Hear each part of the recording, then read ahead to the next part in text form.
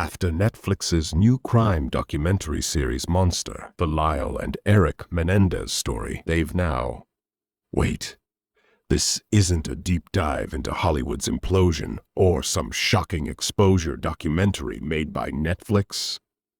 Well, Blink Twice might not be labeled a documentary, but it sure feels like one when you watch it. Directed by Zoe Kravitz, the movie has all the eerie vibes that the story might be closer to the truth than you would have liked. Hot on the heels of Sound of Freedom, Zoe throws herself into a film that plays out like a daring look behind the curtain of those infamous freak-off parties, not to mention a certain high-profile island that some very familiar faces have been known to frequent. The plot centers around a tech billionaire who invites a young woman to his private island. Soon, though, things start feeling off when she realizes all the other girls there barely know the men who brought them. It's an unsettling journey that gets darker with every revelation. So, if you need to unpack all the twists or want to hear my review, then stick around until the ending. From this point forward, there will be spoilers, so if you haven't seen the movie yet, I highly recommend giving it a watch before you continue.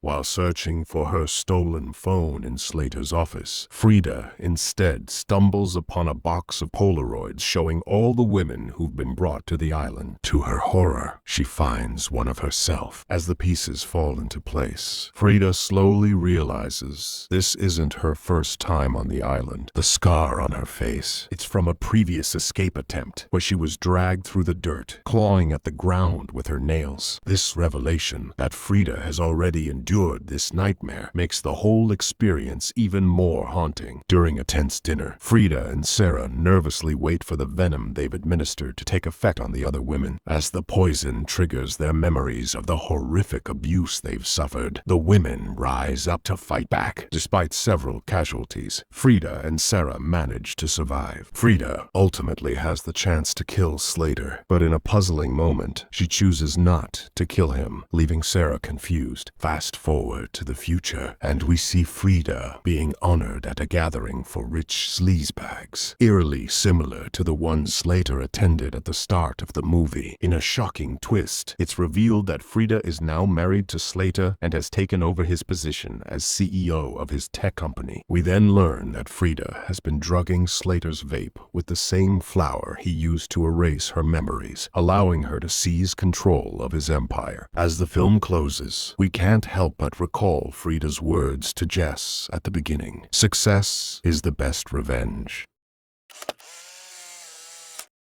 The entire trip turns out to be a sick experiment designed to test whether people can forget their trauma. So Slater's twisted game revolves around testing the power of memory. His experiment was to see how people would behave if they could live in blissful ignorance, and to him the women were just collateral damage. In the final showdown, Slater explains that his obsession stemmed from his sister's inability to overcome childhood trauma. His solution? Memory wiping perfume.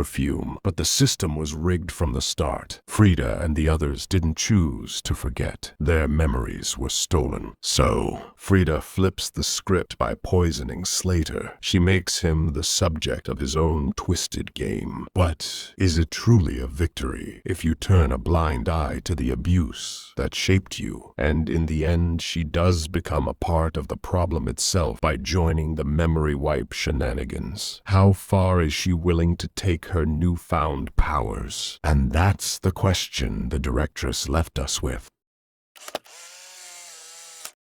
Snake venom.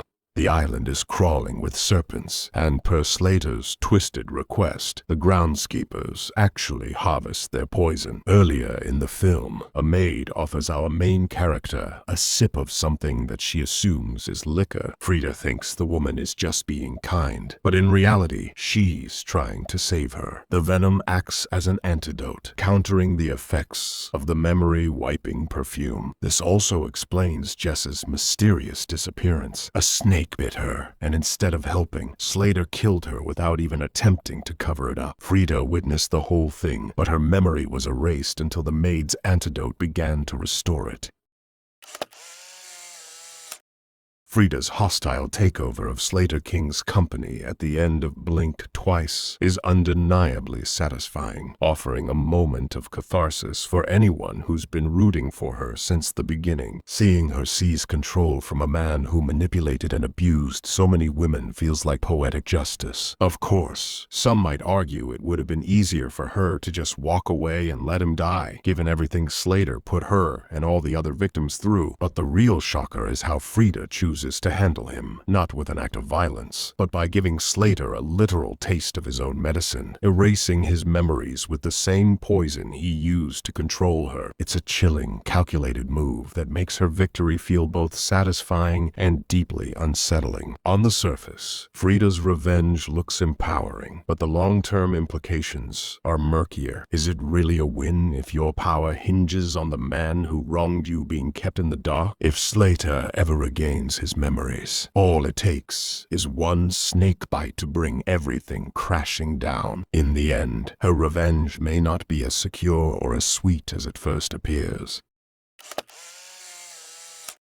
I always go into movies blind, avoiding spoilers like the plague, so Blink Twice completely caught me off guard when the mid-movie twist dropped, flipping the story on its head. It had some strong points, but it also felt like Zoe Kravitz was aiming to break more ground than she could cover. The ending, in my opinion, felt a bit out of place and unsatisfying. The film started as a revenge thriller exposing the horrors of Hollywood, but then it shifted into a power struggle between two people clawing their way to the top. It stopped being about unveiling the dark secrets of the industry and turned into a personal game of power. In Kravitz's own words, when we talk about women, we say empowerment, which feels cute and feminine, but power that feels masculine. I want to start using power when talking about women. She wanted Blink Twice to shatter that mold, challenging the way society sees men as powerful and women in power as difficult or bossy for displaying the same traits, and I think that's a brilliant goal. While the message she aimed to convey is powerful and relevant, something society should absolutely strive for, I feel like the execution missed the mark. The landing was shaky, to say the least. After reading Kravitz's interview, I got a second perspective, so here's my take from both angles. On first watch, I saw Blink Twice as a film that bravely exposed Hollywood's dirty secrets. The portrayal was shocking and effective, but from that viewpoint, the ending was a letdown. It simply didn't align with the narrative that had been built. But on my second watch through the director's lens, the message still doesn't quite stick. Frida's power only exists because of the man next to her. So while she might be in charge for now, there's no telling how long her reign will last. It leaves you questioning whether she truly gained power, or if she's just borrowing it. And that's a wrap. If you enjoyed this video, don't forget to hit the like button and share your thoughts in the comments below. And if you haven't already, make sure to subscribe. Thank you so much for watching, and I'll see you in the next one.